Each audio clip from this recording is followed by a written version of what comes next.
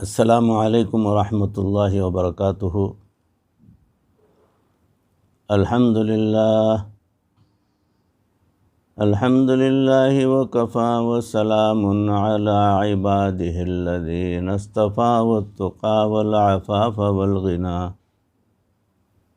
اما بعد فقد قال اللہ تبارک وتعالی فی القرآن المجید والفرقان الحمید۔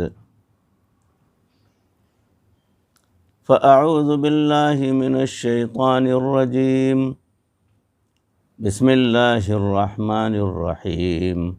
هو اجتباکم وما جعل علیکم فی الدین من حرج، صدق اللہ مولانا العظیم۔ اللہم صل علی سیدنا و مولانا محمد وبارک وسلم کما تحب وترضى عدد ما تحب وترضى۔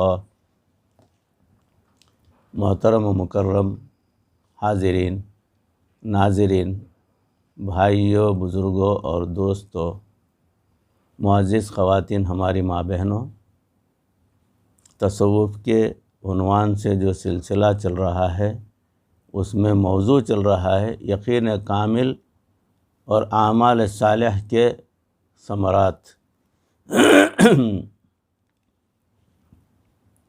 اسی موضوع کی اگلی کڑی سماعت فرمائیں کہ جب اللہ تعالیٰ پر ایمان پکا ہو، یقین کامل ہو، تو یہ مومن خلیفۃ اللہ فی الارض ہوتا ہے۔ ذرا غور کیجئے کہ سیدنا عمر رضی اللہ تعالیٰ عنہ خلیفہ وقت تھے، اللہ نے وہ شان عطا فرمائی کہ زمین پر ان کا حکم چلتا تھا۔ دیکھیں، اللہ کی مخلوق 4 چیزوں سے بنی ہوئی ہے، آگ سے بنی ہوئی ہے، ہوا سے بنی ہوئی ہے، پانی سے بنی ہوئی ہے اور مٹی سے بنی ہوئی ہے۔ یہ چاروں عنصر شامل ہیں، چاروں پر ان کا حکم لاگو ہوتا تھا۔ چنانچہ ایک مرتبہ زمین پر زلزلہ آ گیا۔ حضرت عمر رضی اللہ تعالیٰ نے زمین پر ایڑی ماری اور فرمایا کہ اے زمین، تو کیوں ہلتی ہے؟ کیا عمر نے تیرے اوپر عدل قائم نہیں کیا؟ ان کی یہ بات سن کر زمین کا زلزلہ رک گیا، زمین پر حکم چل رہا ہے۔ پھر خطبہ دینے کے لیے کھڑے ہوئے، جمعہ کا دن تھا، خطبہ دے رہے تھے۔ فرماتے ہیں یا ساریہ الجبل، ہوا ان کے اس پیغام کو سینکڑوں میل دور تک جو ہے حضرت ساریہ تک پہنچایا، ان کے کانوں تک وہ آواز پہنچ گئی، ہوا پر حکم چل رہا ہے۔ دریائے نیل کا پانی نہیں چلتا تھا۔ دریائے نیل کو رخا لکھتے ہیں۔ دریائے نیل اگر اپنی مرضی سے چلتا ہے تو نہ چل، اور اگر اللہ رب العزت کے حکم سے چلتا ہے تو امیر المؤمنین تجھے حکم دیتے ہیں کہ چل، دریائے نیل چلنا شروع کر دیتا ہے۔ آج تک دریائے نیل کا پانی چل رہا ہے۔ عمر بن خطاب رضی اللہ تعالیٰ عنہ کی عظمتوں کے پھریرے لہرا رہے ہیں۔ سبحان اللہ۔ اس دور میں اس ایک علاقے کے افراد جب دریائے نیل جو ہے چلنے سے رک جاتی تھی، پانی کم ہو جاتا تھا اور لوگوں پر قحط سالی جو شروع ہو جاتی تھی، وہ مجبور تھے، وہاں کا ایک سلسلہ بنا ہوا تھا کہ ایک دوشیزہ نوجوان لڑکی کو دلہن کے کپڑے سے مزین کر کے، زیور وغیرہ پہنا کر کے اس کو لے جا کر دریا کے کنارے چھوڑ دیتے تھے اور پیچھے ہٹ جاتے تھے۔ تو دریا میں دور سے ایک کشتی آتی تھی، وہ چراغاں ہوتی تھی کشتی، وہ کشتی میں سے کچھ افراد آتے، اس لڑکی کو کھینچ کر جو ہے اس کشتی میں لے چل جاتے اور پھر پانی جو ہے دریا کا چلنے لگتا۔ وہ لڑکی کا جو ہے گویا اس کی جان دے کر لڑکی کی اور پانی کو چلنے کے لیے جو ہے وہ راستہ فراہم کرتے تھے۔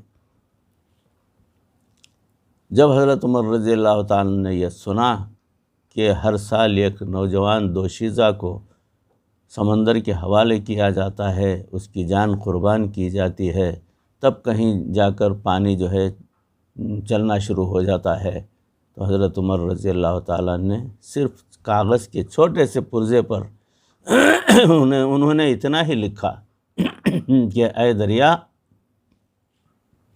تو اگر اپنی مرضی سے چلتی ہے تو تیرے چلنے کی کوئی ضرورت نہیں ہے، اگر اللہ رب العزت کی مرضی اور اللہ کے حکم سے چلتی ہے تو تجھے امیر المؤمنین کا حکم ہے کہ تو چل۔ یہ جیسے ہی وہ چٹھی پانی میں پڑی، اس تاریخ سے اب تک بھی 1400 سال کا عرصہ گزر چکا، مگر دریائے نیل کے اندر کبھی طغیانی نہیں آئی اور پانی کبھی کم نہیں ہوا ہے۔ سبحان اللہ۔ مدینہ طیبہ کی ایک طرف سے آگ نکلتی ہے جس کو حرہ شرقیہ کہتے ہیں، اور وہ بڑھنا شروع ہو جاتی ہے۔ وہ کہاں سے آتی ہے، کس لیے آتی ہے پتہ نہیں۔ جس علاقے سے وہ آگ گزرتی ہے تو سارے حصے کو یہ جلا کر تہس نہس کر دیتی ہے۔ حضرت عمر رضی اللہ تعالیٰ نے دہیہ کلبی رضی اللہ تعالیٰ عنہ کو فرماتے ہیں کہ جائیں اور اس آگ کو واپس ڈھکے لیں۔ دہیہ کلبی نے 2 رکعت نفل پڑھی اور آگ کے پاس جا کر چادر کو چابک کی طرح استعمال کیا، جیسے انسان کسی حیوان کو واپس اپنی جگہ دھکیلتا ہے، بھگاتا ہے۔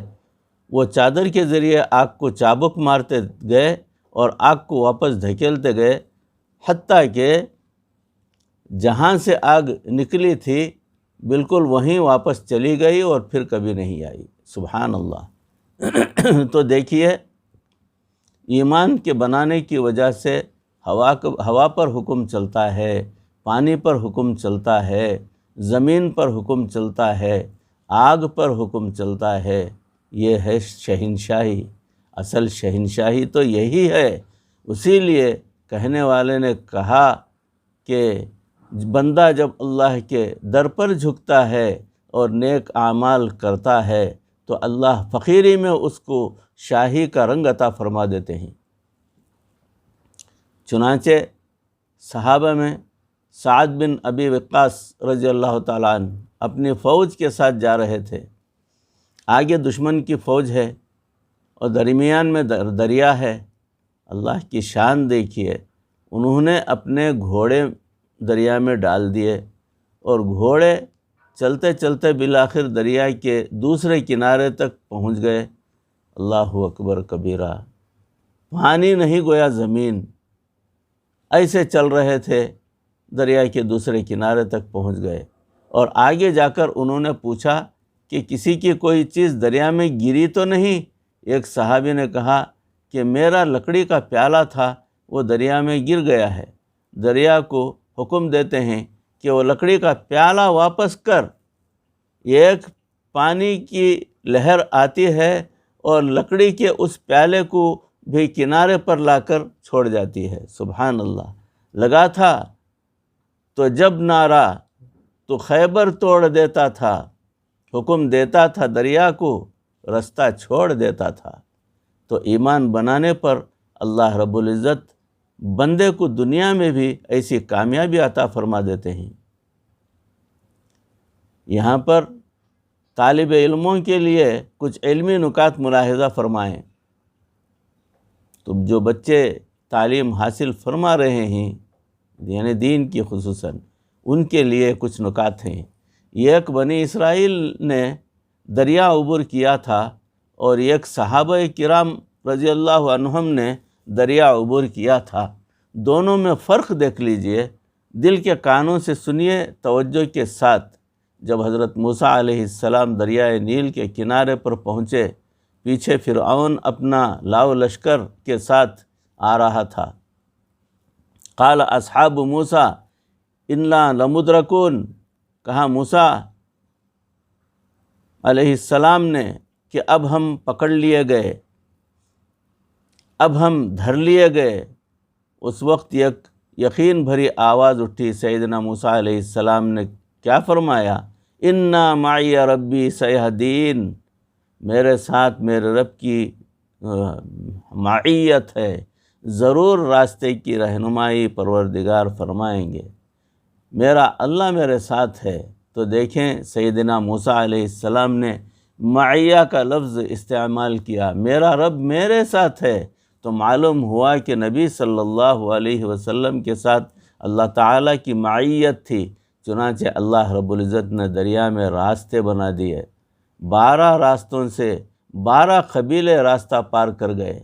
ادھر ذرا امت محمدیہ کے ساتھ اللہ تعالیٰ کا خصوصی انعام دیکھیے، نبی صلی اللہ علیہ وسلم نے ہجرت کے وقت غار ثور میں پہنچے، صدیق اکبر رضی اللہ تعالیٰ عنہ گھبرا رہے ہیں کہ کافر نہ آ جائیں، کہیں نبی صلی اللہ علیہ وسلم کو تکلیف نہ پہنچے۔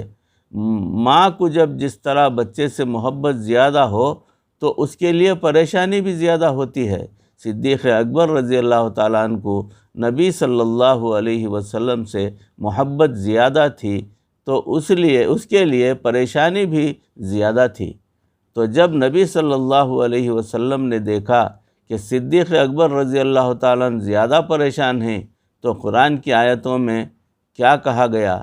لا تحزن ان اللہ معنا، آپ گھبرائیے نہیں، اللہ ہمارے ساتھ ہے، میرے ساتھ نہیں بلکہ ہمارے ساتھ ہے۔ صدیق اکبر رضی اللہ تعالیٰ عنہ کو بھی معیت میں ساتھ شامل فرما دیا۔ یہ معیت کبریٰ فقط نبی صلی اللہ علیہ وسلم کے ساتھ نہیں بلکہ آپ کی امت کے صدیقین کے ساتھ بھی ہے۔ معنا کا لفظ استعمال کیا، یہ ایک بہت بڑی بات ہوتی ہے۔ دوسری بات دیکھیے کہ حضرت یوسف علیہ السلام نے خواب دیکھا، اپنے والد کو سنایا کہ میں نے 11 ستارے دیکھے، 11 کوكبا والشمس والقمر رأيتهم لي ساجدين، میں نے دیکھا کہ 11 ستارے اور سورج اور چاند مجھے سجدہ کر رہے ہیں۔ یعقوب علیہ السلام نے خواب کی تعبیر سمجھ لی اور اپنے بیٹے کو یہ بات کہی، كذلك يجتبيك ربك، اس طرح آپ کا رب آپ کو قبول کرے گا۔ یہ مستقبل کا صیغہ ہاں کا ہے، آپ کا پروردگار آپ کو قبول کر لے گا۔ تو دیکھیے کہنے والے بھی اللہ کے نبی ہیں، اور جن کے بارے میں کہا وہ بھی ہونے والے نبی مگر صیغہ مضارع کا استعمال کیا گیا۔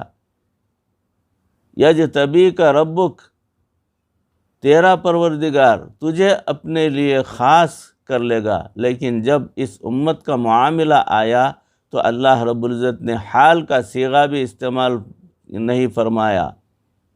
کیا فرمایا؟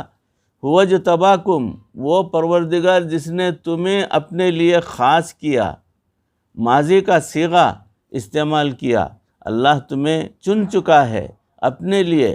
اللہ اکبر، کیا شان اللہ نے عطا فرمائی۔ هو اجتباکم وما جعل علیکم فی الدین من حرج، اللہ اکبر، یہاں ماضی کا صیغہ استعمال ہوا ہے۔ پھر آگے نبی صلی اللہ علیہ وسلم کے صحابہ بھی دریا میں چلے، اور سیدنا موسیٰ علیہ السلام کے صحابہ بھی دریا میں چلے۔ ذرا فرق دیکھیے گا، توجہ فرمائیے گا کہ وہاں موسیٰ علیہ السلام کی قوم کے ساتھ وقت کے نبی ہیں، ان کی معیت میں وہ دریا پار کر رہے ہیں، اور یہاں دریا پار کرتے ہوئے نبی پاک صلی اللہ علیہ وسلم خود موجود نہیں ہیں، فقط صحابہ رضی اللہ تعالیٰ عنہم ہیں۔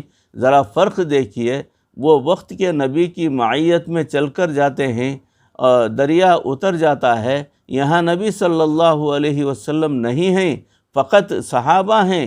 ذرا غور کیجئے، کہ صحابہ صرف دریا عبور نہیں کرتے، اپنے ساتھ گھوڑوں کو بھی لے کر جا رہے ہیں۔ اور فرق دیکھیے، سیدنا موسیٰ علیہ السلام کو ان کی روحانی طاقت کوہ طور پر لے گئی۔ فلما جاء موسیٰ لمیقاتنا، اللہ تعالیٰ فرماتے ہیں جب موسیٰ علیہ السلام آئے کوہ طور پر تو وہاں ان کے آنے کا تذکرہ کیا، اور نبی صلی اللہ علیہ وسلم کا معاملہ آیا تو اللہ تعالیٰ فرماتے ہیں سبحان الذی اسریٰ بعبدہ لیلا من المسجد الحرام الی المسجد الاقصی، پاک ہے وہ ذات جس نے اپنے محبوب کو تھوڑے سے وقت میں مسجد حرام سے لے کر مسجد اقصی تک پہنچا دیا۔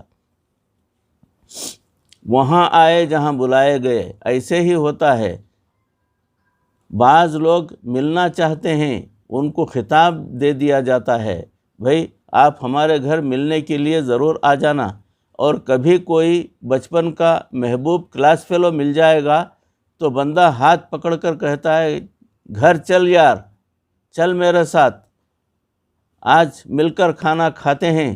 ادھر آنے کا راستہ بتا دیا، ادھر اس کو ہاتھ پکڑ کر خود اپنے گھر پہنچا دیا۔ تو نبی صلی اللہ علیہ وسلم کو اللہ تعالیٰ نے جبرائیل علیہ السلام کو بھیج کر اپنے پاس بلوایا۔ اسی لیے موسیٰ علیہ السلام نے دعا کی رب اشرح لی صدری، اے میرے پروردگار میرے سینے کو کھول دے۔ اور جب نبی صلی اللہ علیہ وسلم کا معاملہ آیا تو اللہ تعالیٰ نے فرمایا الم نشرح لک صدرک، کیا ہم نے آپ کے سینے کو کھول نہیں دیا؟ پھر ذرا دیکھیے کہ ادھر ہارون علیہ السلام کو موسیٰ علیہ السلام چھوڑ کر گئے کہ میرے بعد قوم کا خیال رکھنا، مگر اب قوم نے یہ بات نہ مانی تو ہارون خوف کھانے لگے کہ کہیں بٹ نہ جائیں اور مجھے الزام نہ دے دیا جائے۔ چنانچہ حضرت موسیٰ علیہ السلام آئے تو انہوں نے آ کر سختی کی تو ہارون علیہ السلام کو کہنا پڑا یبن لا تأخذ بلحیتی ولا برأسی، اے میری ماں کے بیٹے نہ پکڑ میری داڑھی اور سر کے بال کو۔ تو یہ کہنا پڑا، لیکن اللہ نے جو دنیا میں نبی صلی اللہ علیہ وسلم کو وزیر عطا کیے، دنیا میں صدیق اکبر رضی اللہ تعالیٰ عنہ ان کے دین پر استقامت کا یہ معاملہ تھا، جب اسامہ رضی اللہ تعالیٰ عنہ کا جیش حبش بھیجنے کا معاملہ تھا تو ہرقل روم 2 لاکھ فوج کو لے کر آیا ہوا تھا، حملہ کرنا چاہتا تھا۔ نبی صلی اللہ علیہ وسلم نے اس کو بھیج تو دیا مگر طبیعت ناساز تھی، تو ان کی اہلیہ نے ان کو پیغام بھیجا جانے میں جلدی نہ کرنا، انتظار کر لینا۔ نبی صلی اللہ علیہ وسلم نے پردہ فرما لیا ہے۔ لشکر قریب تھا، وہ بھی اس میں شریک ہو گیا۔ اب لشکر بھیجنے کا فیصلہ ایک مشکل فیصلہ تھا، چونکہ مدینہ پر حملہ کے لیے 2 لاکھ کافر کا فوج لے کر جو ہے آنا، تو صحابہ بڑے تذبذب میں تھے۔ وہ سمجھ رہے تھے کہ یا تو لشکر کو ابھی نہ بھیجیں، اور بھیجیں تو پھر کسی بزرگ تجربہ کار بندے کو امیر بنا کر بھیجیں۔ اسامہ رضی اللہ تعالیٰ عنہ تو چھوٹی عمر کے نوجوان ہیں، چنانچہ انہوں نے صدیق اکبر رضی اللہ تعالیٰ عنہ کو مشورہ دیا۔ عمر رضی اللہ تعالیٰ عنہ آئے اور آ کر کہنے لگے ابو بکر اگر آپ نے لشکر کو بھیج دیا تو مجھے ڈر ہے کہ کہیں مدینہ کی عورتوں کو آنے والے دشمن لے نہ جائیں۔ صدیق اکبر رضی اللہ تعالیٰ نے ان کے سینے پر ہاتھ مار کر کہا کہ جہالت میں اتنے جبار تھے، اسلام میں آ کر تم اتنے کمزور ہو گئے۔ اور پھر کیا فرمایا یہ کیسے ممکن ہے کہ دین میں نقص آ جائے اور ابو بکر زندہ رہے؟ فرمایا عمر اکیلے بھی جانا پڑے گا تو میں جاؤں گا اور اللہ کے حکم کو پورا کر دکھاؤں گا۔ یہ بھی کہا کہ اگر مجھے پکا یقین ہو کہ مدینہ کی عورتوں کو جنگل سے جانور آ کر نوچ لیں گے، لاشیں گھسیٹیں گے، مگر اس کو بھی قبول کر لوں گا، مگر میں اس لشکر کو اللہ کے راستے میں ضرور بھیجوں گا۔ صحابہ رضی اللہ عنہم فرماتے ہیں کہ ہم صدیق اکبر کی استقامت پر حیران رہ گئے کہ جیسے ایک نبی استقامت کے ساتھ کھڑا ہو کر اللہ کے حکم کو لاگو کر لیتا ہے، صدیق اکبر رضی اللہ تعالیٰ نے محبوب کی صحبت میں بیٹھنے کا حق ادا کر دیا۔ سبحان اللہ۔ جب موسیٰ علیہ السلام کو حکم ہوا کہ آپ جائیے اپنی قوم کے ساتھ ملک میں جائیے فتح ہوگی، تو نبی بنی اسرائیل والے سارے کے سارے گھبرا کر بیٹھ گئے، کہنے لگے فَاذْهَبْ أَنْتَ وَرَبُّكَ فَقَاتِلَا إِنَّا هَاهُنَا قَاعِدُونَ، آپ جائیں اور آپ کا پروردگار ان سے قتال کر لیں، ہم تو یہاں بیٹھے رہیں گے۔ لیکن جب نبی صلی اللہ علیہ وسلم کے صحابہ کا معاملہ آیا تو نبی صلی اللہ علیہ وسلم کے میدان بدر میں صحابہ رضی اللہ عنہم سے پوچھا کہ سامنے لوہے سے لدی ہوئی فوج ہے، بتاؤ کیا کریں؟ سعد رضی اللہ تعالیٰ اٹھ کر کھڑے ہوتے ہیں، کہتے ہیں اے اللہ کے پیارے حبیب صلی اللہ علیہ وسلم، اگر آپ حکم دیں کہ دریا میں چھلانگ لگا دو تو ہم آپ کے غلام ہیں، سمندر میں چھلانگ لگا دیں گے۔ ہم بنی اسرائیل کی طرح نہیں جو اپنے نبی کو کہہ رہے تھے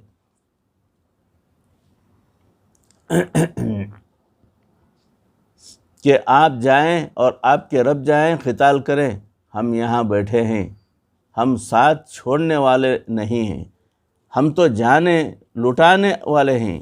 دیکھیں اللہ تعالیٰ نے اپنے پیارے حبیب صلی اللہ علیہ وسلم کو کیسا ایمان اور استقامت والی جماعت عطا فرمائی تھی، استقامت والی جماعت عطا فرمائی تھی جیسے شاگرد کے کمالات سے استاد پہچانا جاتا ہے، صحابہ رضی اللہ عنہم کے کمالات سے نبی صلی اللہ علیہ وسلم کی شان سامنے آتی ہے۔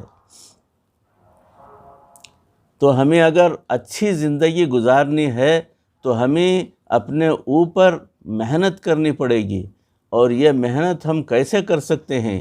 جب اعمال کو اپنائیں گے۔ تو آج کی جو مجلس ہے اس کا نچوڑ اور خلاصہ یہ ہے کہ ایمان ہم لا چکے ہیں، اس میں کوئی شک نہیں، اب نیک اعمال رہ گئے ہیں، اس میں ہم محنت کریں، اپنی زندگی کو نیک اعمال سے مزین کریں۔ جیسے کوئی بندہ کسی گمشدہ چیز کی تلاش میں ہوتا ہے، ہم نیک اعمال کو اسی طرح ڈھونڈیں اور اپنائیں۔ ہمارے بزرگوں نے فرمایا کہ 3 باتیں لوہے کی لکیر ہیں، ذرا توجہ کے ساتھ سن لیجئے۔ پہلی بات، من عمل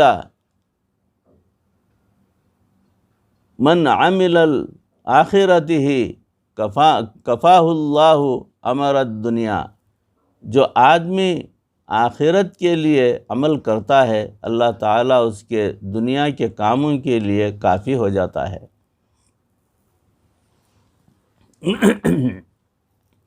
اللہ تعالیٰ ذمہ داری لے لیتے ہیں تو ہم اپنے لیے آخرت کے لیے تیاری کرنا ہمارے لیے ضروری ہوتا ہے۔ اللہ تعالیٰ فرماتے ہیں کہ میں پروردگار تمہارے دنیا کے کاموں کا معین اور مددگار بنتا ہوں۔ دوسری بات یہ ہے، من اصلح سریرتہ اصلح اللہ علانیہ، جو اپنی خلوت کو درست کرتا ہے اللہ تعالیٰ اس کے ظاہر کو درست کرتے ہیں۔ یعنی جو آدمی اپنے خلوت کے معاملات کو درست کر لیتا ہے، یعنی اپنے نجی پردے والی زندگی کے اندر اپنے آپ کو درست کر لیتا ہے، تو اللہ تعالیٰ اس کے ظاہر کے معاملات کو بھی درست فرما دیتے ہیں وہ اپنی جانب سے۔